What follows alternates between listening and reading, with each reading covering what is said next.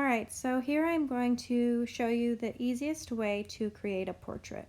So it's best to start with a picture and then you map out your lines on the picture. So I drew the oval around the head and it goes from the bottom of the chin to the very top of the head, and then a line that goes straight down the middle of the face, one that goes straight across, and I'm using this oval, so straight across the middle of the oval, straight down the middle of the oval, and I have two more lines underneath. That's where I split it in half from the middle to the bottom, and then a half again from that line to the bottom. So that's my eyes, the bottom of my nose, my lips, and then my chin there at the very bottom. So the best way for eyes is to make sure that the width between them is just about the same as the width of the eye. So it's kind of like you could fit a third eye right there in between your two eyes. That's the best way to make sure that they're far enough apart and that your eyes are evenly shaped. So I just used a little piece of paper to kind of map that out. And I used that line that I drew across the center of my oval to kind of gauge the middle of the eye on each side. So another really big part is to make sure that the iris, which is the colored part of the eye, is not a full circle. When you look at your eye, and we've talked about this before, you can't see a full circle of color unless you're like pulling your eye open, which is super creepy, and we're not doing that. So it's kind of like two parentheses. It's better to use two parentheses than to try to create a full circle. Straight in the middle of that eye will be your pupil, which is the little black spot that you see out of. And your pupil, if you drew two lines straight down from that, that's where the corners of your mouth would be. Now, in this picture, the subject is smiling, so it might go out a little bit wider than that. And then, so we put our nose on that second line down. And now I'm working on the mouth. And I'm just looking at my picture. I know you can't see it right now, but I'm just looking at my picture to try to follow that line of the top lip. I'm drawing really lightly because there's a lot of messing up and perfecting and trying to get it to look right when creating portraits. So just draw really, really lightly. That's going to be the biggest tip that I can give you.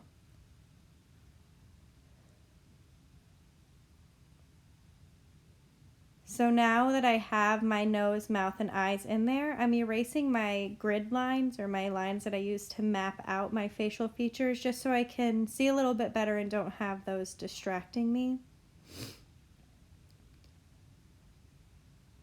Now you can tell it looks like I have a super big forehead, but when we drew that oval, we knew we drew it to the top of the hairline. So I still have to draw in where the hair meets the face, which is going to give a little bit more normal forehead sized. And it also takes out that oval-y shape because the hair falls down on the sides of the head and kind of blocks that perfect oval shape. Another good tip I can give you is to work around. Don't stay focused on one part of the face too much, because if you spend all that time there and then you do something else and you realize that what you just spent all that time on isn't quite right, it's just a waste and it's kind of frustrating. So I get a little bit done here and then a little bit done there and just keep moving around so that I can make sure everything's coming together the way that it should be.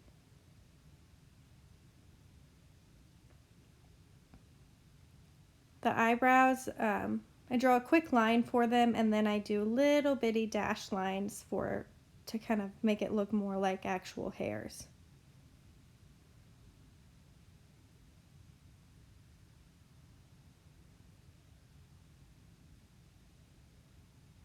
Alright, so now I'm drawing in some highlights in the eye. The eye is shiny and wet, so it's going to have a reflection on it anytime there's light let in.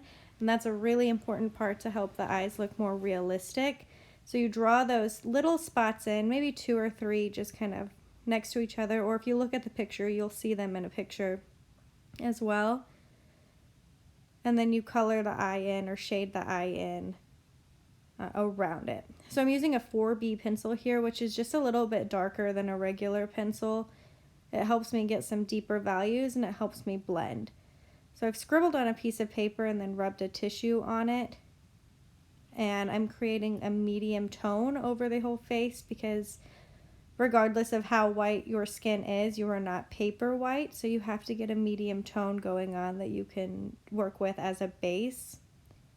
It's kind of like putting on makeup, which you're probably not doing yet, but you know. Alright, so around that hairline you can see it's quite a bit darker, so I'm taking my 4B pencil and doing a shaded line all the way around there, and then I'm going to blend it out with that tissue that I have. And I'm just using the part of the tissue that already has pencil on it to help it blend more smoothly and easily. And I'm looking for all those shadows. You're going to see shadows in this mostly like general places, under the lip, under the nose, under the eyes, around the sides of the head where the head curves back because the light hits the spots that like stick out more from the face. So the top of the nose, the brow line, that's going to have more light hitting it, so you won't create quite as much shadow there. But if you look at your picture or look at your person that you're drawing a portrait of and kind of squint your eyes, you can see the darker parts, and you just start there, start putting in that shading lightly, and then just build on top of it. So now I've got the sides of the nose. It's really important that you use blending and shading for this versus just drawing straight lines or hard lines to create the side of the nose. That makes it look more flat. Creating those shadows on the side and leaving that highlight, which is the white or lighter part down the middle of the nose, helps it look more 3D and more realistic.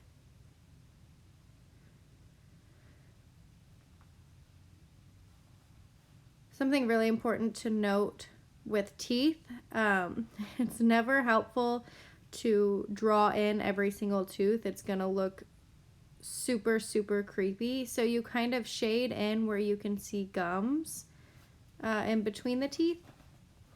And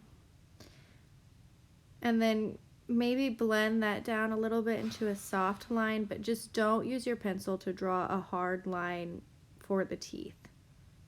And a hard line is kind of like the line that you see around the lips, like a definite line, not an implied line. Implied line is when the viewer knows that it's there without you having to draw it to show them that it's there.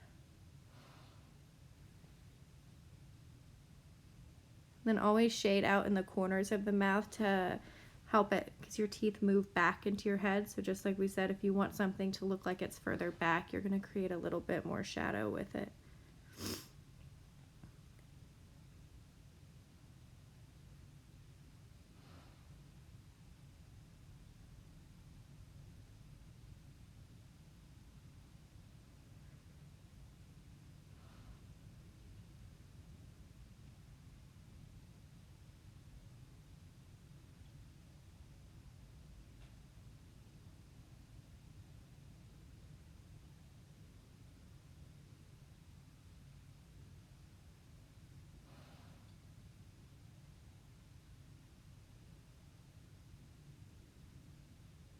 And then under the eyes here, there's like another not hard line, a soft or more implied line that you put in there with shading.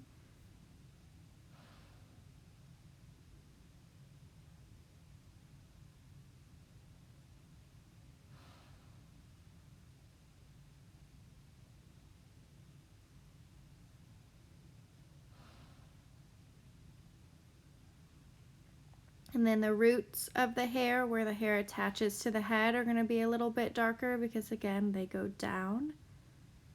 So I work pretty carefully to make sure that I have that darkness, and then draw the hairs out. Don't try to draw every individual hair. Just look at the image or the subject and get the shape of the hair down, and then put it in with, or fill it in with your pencil, or right here I'm using a block of what's the word I'm looking for? graphite, so it's just like a pencil but without the wood around it. And then you can always go back in to erase and add highlights of lighter areas of the hair or lighter areas of the face, which is another reason that we draw lightly,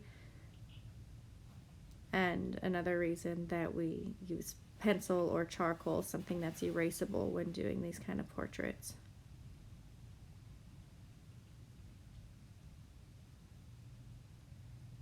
So that's pretty much it. The video goes on for a few more seconds if you want to watch through, but yeah, if you have any questions, you know I'm here for you.